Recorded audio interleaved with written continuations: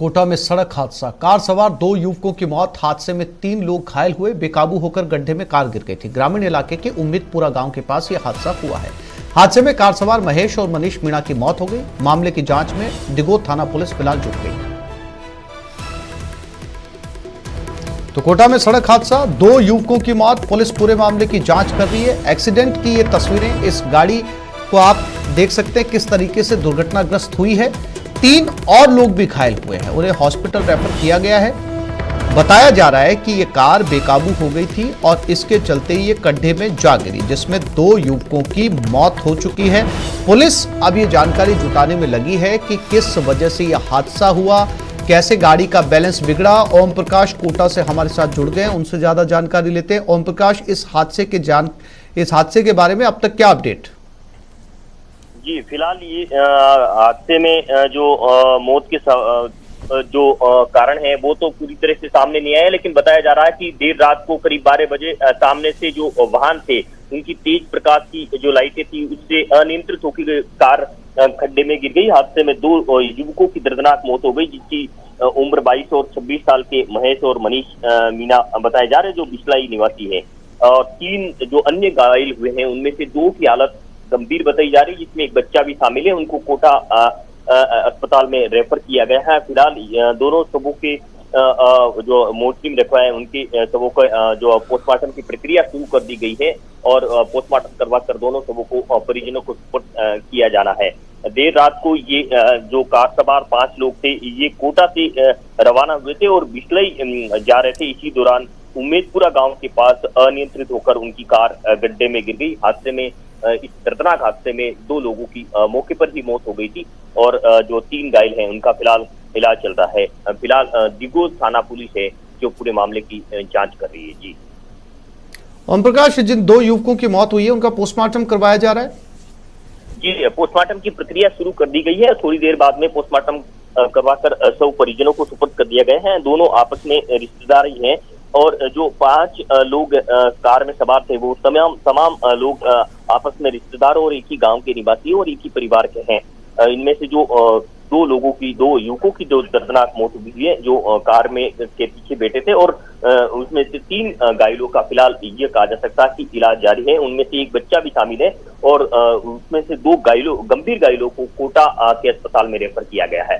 फिलहाल दिगोद थाना पुलिस है जो इस हादसे के जो पूरे कारणों की जांच में जुटी हुई है। ओम प्रकाश, तस्वीरें कह रही है कि जहां यह हादसा हुआ है आसपास में खेत भी मौजूद है, खेती का सीजन है, जाहिर सी बात है कि वहां पर किसान काम कर रहे होंगे। पुलिस को कोई ऐसा चश्मदीद मिला है आसपास में जो ये बता सके कि हादसे की वजह क्या थी, गाड़ी का बैलेंस कैसे बिगड़ा?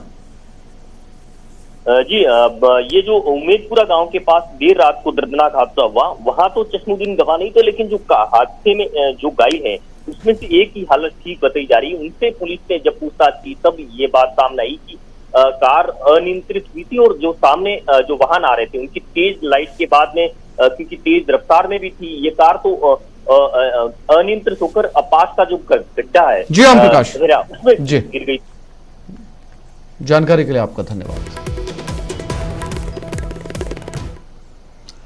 करौली में युवक की हत्या, परिजनों ने एफआईआर से इनकार कर दिया। एफआईआर से पहले आरोपियों की गिरफ्तारी की मांग कर रहे हैं। आरोपी खूबपुरा के जंगलों में मारपीट कर फेंककर युवक को चले गए। गंगापुर की हॉस्पिटल में उपचार के दौरान मौत हो गई। बड़ी संख्या में परिजन और ग्रामीण हॉस्पिटल में इकट्ठा हुए हैं। पुलिस फिलहाल समझाइश कर रही है। एफएसएल टीम खूबपुरा के जंगल से साक्ष्य जुटाने की कोशिश कर रही है।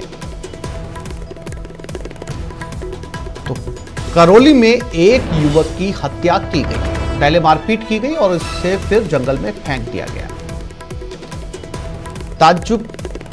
और इसी खबर पर ज्यादा जानकारी के लिए करौली से हमारे संवाददाता धर्मेंद्र शर्मा हमारे साथ जुड़ गए। धर्मेंद्र, परिवारजन जो है, इस युवक के जो परिवार वाले हैं, वो एफआईआर से इनकार क्यों कर रहे हैं?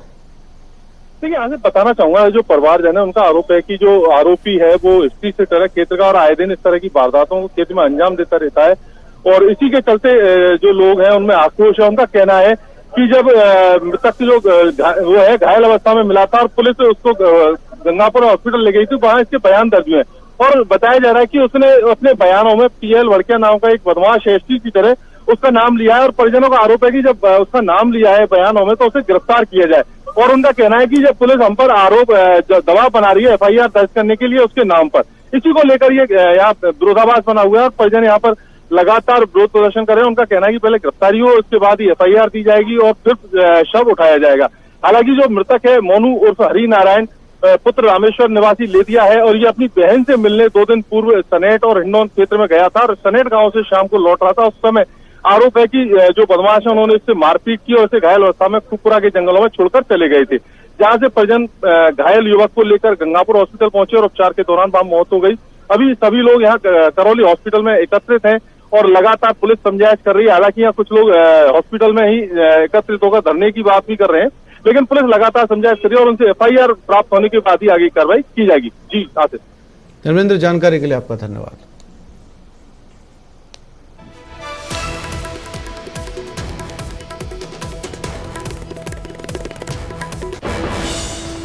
और भरतपुर से बड़ी खबर, कोविड स्वास्थ्य सहायकों ने PWD मंत्री का घेराव किया। मंत्री भजनलाल जाटव का घेराव किया। CHA पदों पर स्थायी नियुक्ति देने की मांग रखी। मंत्री भजनलाल जाटव के सामने जमकर नारेबाजी भी की गई। बाद में पुलिस ने उन्हें वहां से जबरन हटाया। मंत्री भजनलाल जाटव कल गांव बल्लभगढ़ में एक कार्यक्रम में शामिल होने गए थे, उसी दौरान घेराव किया गया और ज्ञापन सौंपा गया।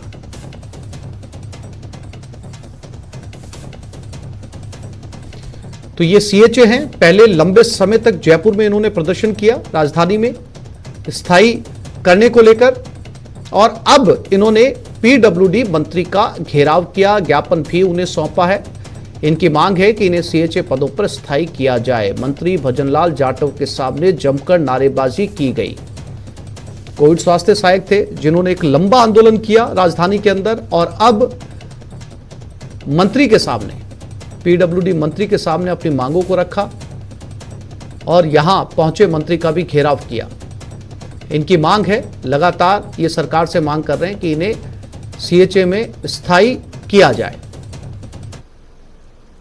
कई दौर की वार्ताएं सरकार के साथ हुई लेकिन वो विफल रही। दीपक पुरी भरतपुर से हमारे साथ जुड़ गए। दीपक, क्या मंत्री का इनके साथ सीधा संवाद हुआ या ये विरोध प्रदर्शन एक तरफा था? कल जब गांव बल्लभगढ़ में एक कार्यक्रम में शामिल होने के लिए पहुंचे थे तो उसी दौरान इन्होंने जो अपना ज्ञापन था वो मंत्री भजनलाल जाटव को सौंपा था और उस दौरान उन्होंने उनका चारों तरफ से घेराव भी कर लिया और सरकार के खिलाफ जमकर नारेबाजी की गई। और उनका कहना था कि हम लंबे समय से लड़ाई लड़ रहे हैं लेकिन अभी हमें नियुक्ति जो है वो नहीं दी गई और उसी को लेकर के जो 28,000 CHA कार्यकर्ता थे वो लंबे समय से मांग कर रहे थे कि उनको जो नियुक्ति है वो दी जाए, लेकिन उसी को लेकर के उन्होंने PWD मंत्री भजनलाल जाटव का घेराव किया और उनको ज्ञापन सौंपा। उन्होंने कहा कि हम हमारे साथ हैं लेकिन हम अपने हक की जो लड़ाई है वो लड़ रहे हैं और हम हमारा हक मांग रहे हैं और उसी को लेकर के हम लंबे समय से मांग कर रहे हैं, लेकिन अभी तक सरकार ने हमारी मांगे नहीं सुनी है। अब उन्होंने कहा था कि हम जहां भी जाएंगे और जहां भी सरकार का कोई प्रतिनिधि पहुंचेगा हम उनको ज्ञापन सौंपेंगे और अपनी जो नियुक्ति है उसकी मांग करेंगे। जी दीपक, मंत्री की तरफ से कोई बातचीत हुई? मंत्री ने कोई आश्वासन दिया या चुपचाप चले गए वहां से? देखिए, जब उन्होंने ज्ञापन सौंपा था तो ज्ञापन ले लिया, मंत्री ने कोई उनको जवाब नहीं दिया और उसी के आक्रोश में आकर उन्होंने जो है जो वहां पर जमकर नारेबाजी की और तस्वीरों में जिस तरह से देखा जा रहा है कि चारों तरफ से मंत्री को घेर लिया और कहा कि हमारी जो मांग है उसको सुना जाए और सरकार के समक्ष रखा जाए, लेकिन बाद में पुलिस ने उन्हें वहां से जबरन हटाया और उसके बाद मंत्री जो है रवाना हो गए। मंत्री ने कोई भी संतुष्टपूर्वक जवाब उनको नहीं दिया कि आपकी जो बात है वो सरकार तक पहुंचाई जाएगी या आपका कोई हल निकाला जाएगा। इस तरह की कोई भी मंत्री की प्रतिक्रिया वहां पर नहीं देखी गई और उसी को लेकर के जो CHA के कार्यकर्ता थे उनमें खासा आक्रोश आ गया था और उन्होंने वहां पर जम करके नारेबाजी की थी। जी दीपक, जानकारी के लिए आपका धन्यवाद।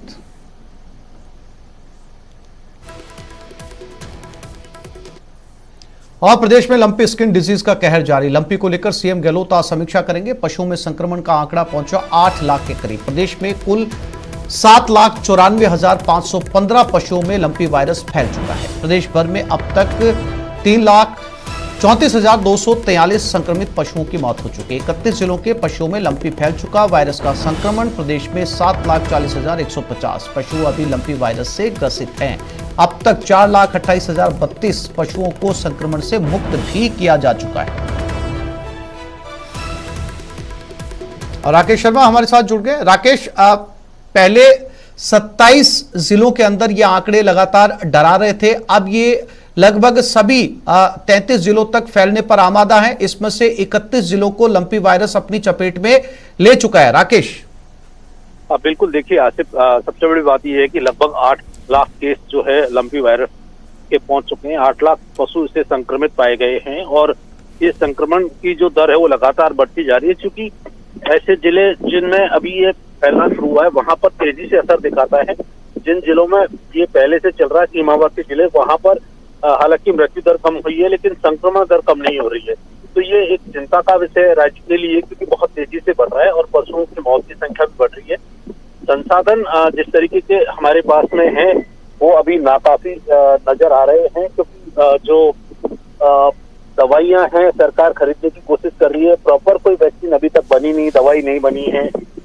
जो पशुपालक हैं जिन जिलों में जा रहा है वहां पर वो आनंद में दवाइयां जो दे रहे हैं उसका भी एक दुष्परिणाम सामने आ रहा है और उससे पशुओं की मौत भी बढ़ रही है।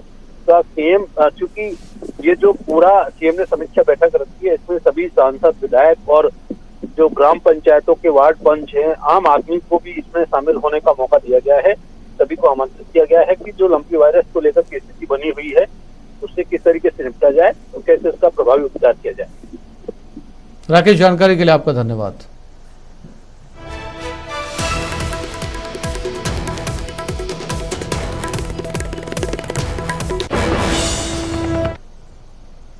एक और छोटे से ब्रेक के लिए रुक रहे हैं, जल्द लौटेंगे।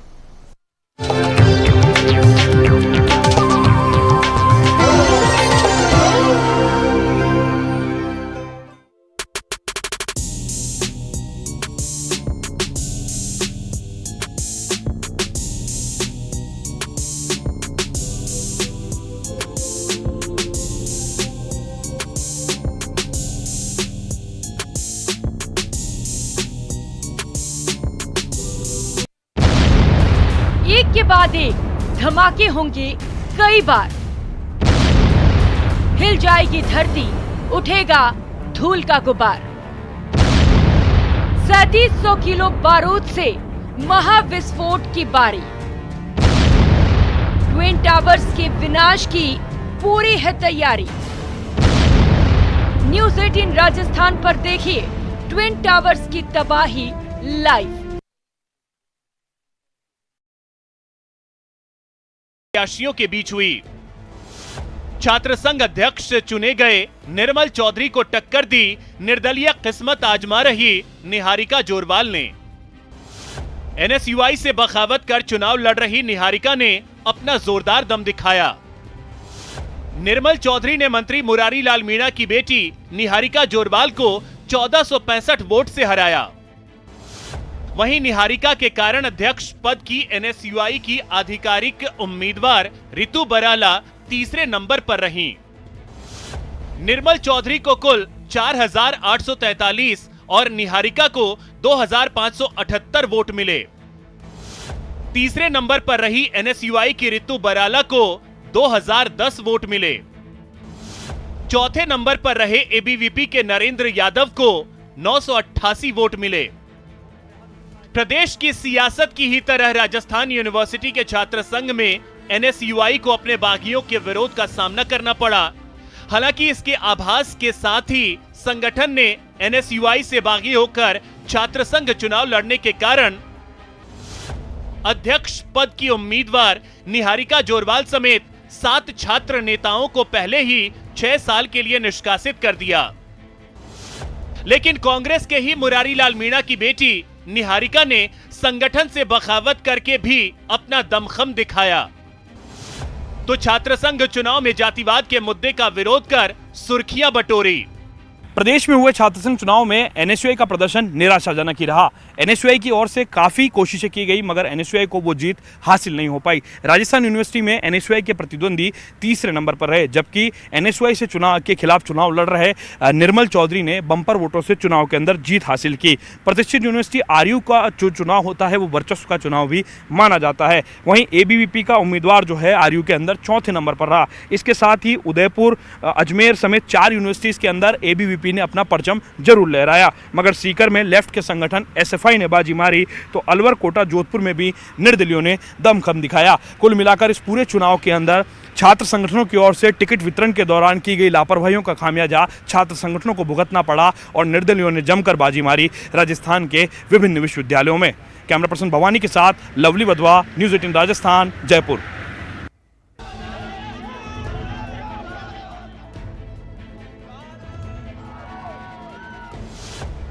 राजस्थान यूनिवर्सिटी में निर्मल चौधरी। छात्र शक्ति से बड़ी कोई ताकत नहीं होती है। राजस्थान विश्वविद्यालय के अंदर निर्मल चौधरी इन छात्र संगठनों के खिलाफ तो जीत ही सकता है। राजस्थान यूनिवर्सिटी में निर्दलियों ने दिखाया दम। जब तक ये छात्र संगठन धरातल पे कार्य करने की नहीं सोचेंगे, तब तक इसी प्रकार से निर्दलीय अध्यक्ष बनते रहेंगे।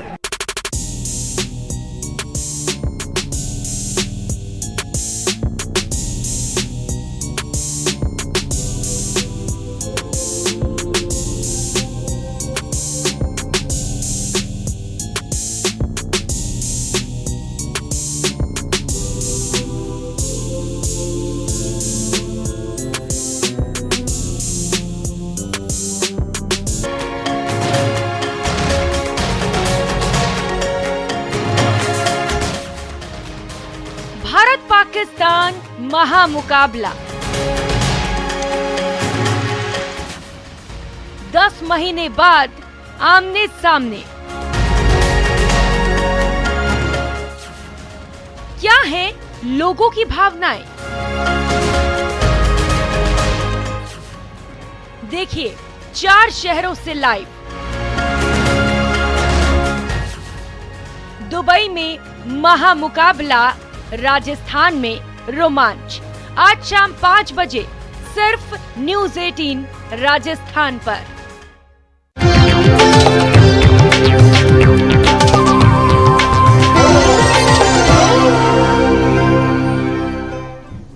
और प्रधानमंत्री नरेंद्र मोदी का गुजरात दौरा, स्मृति वन स्मारक का उद्घाटन किया, कच्छ के भुज में रोड शो भी किया।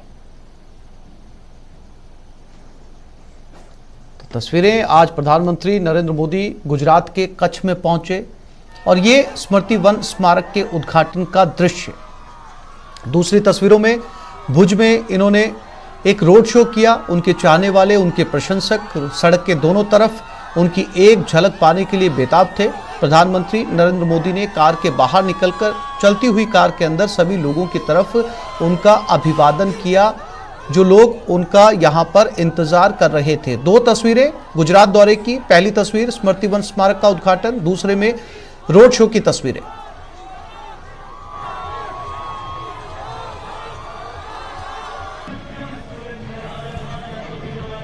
इस समय प्रधानमंत्री नरेंद्र मोदी गुजरात दौरे पर हैं। वो अपनी मां से मिलने के लिए भी कल रात पहुंचे थे और उसके बाद स्मृति वन स्मारक का उन्होंने यहां पर उद्घाटन किया और उसके बाद लगभग 2.5 किलोमीटर उन्होंने एक रोड शो किया और इस रोड शो में वो गुजरात के लोगों से मिले, उनका अभिवादन किया।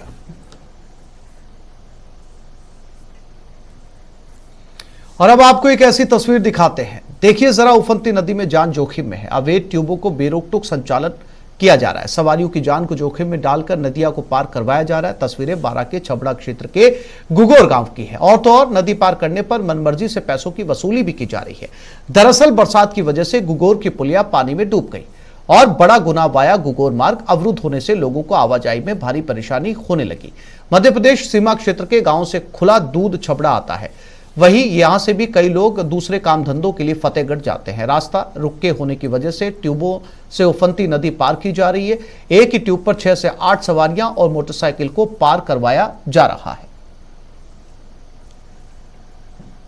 यानी साफ तौर पर सीधे देखा जाए, आसान शब्दों में कहा जाए तो जुगाड़ तकनीक से ये लोग नदी पार करने की कोशिश कर रहे हैं, टायर की ट्यूब से। और न केवल इंसान बल्कि आपको जानकर ताज्जुब होगा, इन ट्यूब के सारे एक नदी के एक किनारे से दूसरे किनारे पर मोटरसाइकिल भी ले जाई जा रही है। आप अंदाजा लगा सकते हैं, आज ट्यूब अगर किसी वजह से बीच उफनती नदी में फट जाती है, पंचर हो जाती है, तो क्या हश्र होगा, कैसे इन लोगों को बाहर निकाला जाएगा। और इसी खबर पर ज्यादा जानकारी के लिए बारां से विपिन हमारे साथ जुड़ गए। विपिन, क्या कोई रोकने टोकने वाला नहीं है? किसी तरह की कोई कानून व्यवस्था यहां पर नहीं है? एक ट्यूब के सहारे ना केवल इंसान बल्कि मोटरसाइकिल तक पार करवाई जा रही है। अगर बीच रास्ते में ये ट्यूब पंचर होती है तो इन जानों के जाने का जिम्मेदार कौन होगा? बिल्कुल आसिफ, गंभीर मामला है और हर साल कमोबेश ये हालत यहाँ देखने को मिलती है। उसके बावजूद जो जिला प्रशासन का ध्यान है या फिर सुरक्षा के इंतजाम है वो नहीं किए जाते। यहाँ पर ये ट्यूबें जो है लगातार और अवैध रूप से चलाई जाती है और इस बात की भनक और जानकारी पूरी प्रशासन को है। प्रशासन के लोगों को पता है कि इस तरह से अवैध रूप से यहाँ नदियों में ट्यूब डालकर लोगों की जान को जोखिम में डालकर नदी पार कराई जाती है। उसके बावजूद यहाँ पर या तो पुलिस न ही जिला प्रशासन का कोई व्यक्ति निगरानी करने बैठा है या इनको कोई रोकने वाला बैठा। और मध्य प्रदेश और राजस्थान की दोनों सीमाएं हैं और दोनों ही राज्यों पे छोरों पर इस तरह की कोई व्यवस्था नहीं है कि इन लोगों को अपनी जान जोखिम में डालने से रोका जा सके। और ऐसा नहीं है कि हादसे नहीं हुए, पहले इस तरह ट्यूब पर बैठे हुए हादसे भी हो चुके हैं, लोगों की जान भी जा चुकी है। बावजूद इसके ये जो जान जोखिम का खेल है ये लगातार बदस्तूर जारी है। और अभी तक यहाँ इस बार इस सीजन में, क्योंकि अब पानी अभी तक तेज बहाव था नदी का, अब थोड़ा बहाव कम हुआ है तब जाकर ट्यूब उतरी है। तेज बहाव में तो ट्यूब उतर नहीं पाती है। लेकिन अब जी विपिन, जानकारी के लिए आपका धन्यवाद।